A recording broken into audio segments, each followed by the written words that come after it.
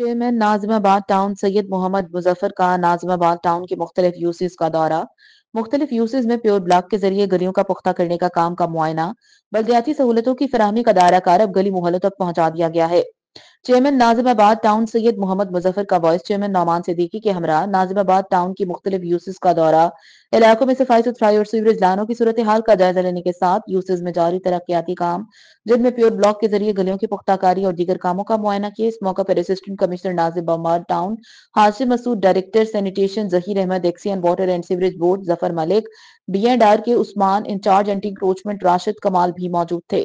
Chairman ناظم آباد town سید محمد مظفر نے union committee number 6، union committee number 3 میں پیور ورک کے کام کا معائنے کے دوران علاقہ مکینوں سے گفتگو کرتے ہوئے کہا کہ ناظم آباد ٹاؤن کی تباہ حال سڑکوں اور گلیوں کو تعمیر و مرمت کے بعد بحال کیا جا رہا ہے۔ بلدیاتی سہولتوں کی فراہمی کا دائرہ کار اب گلی محلوں تک پہنچا دیا گیا ہے۔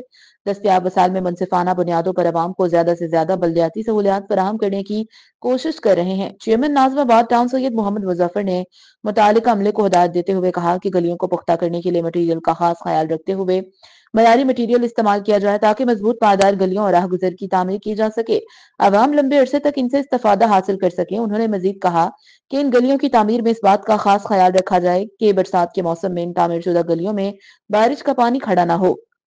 انہوں نے علاقہ مکینوں سے اپیل کی کہ سرکاری املاک کی حفاظت کریں کیونکہ یہ ادارے اور عوام کی مشترکہ ذمہ داری ہے۔ انہوں نے امید ظاہر کی کہ عوام اس سلسلے میں اپنی ذمہ داری پوری کریں گے۔ فہیم مصطفیٰ، ڈائریکٹر انفارمیشن، ناظم آباد ٹاؤن۔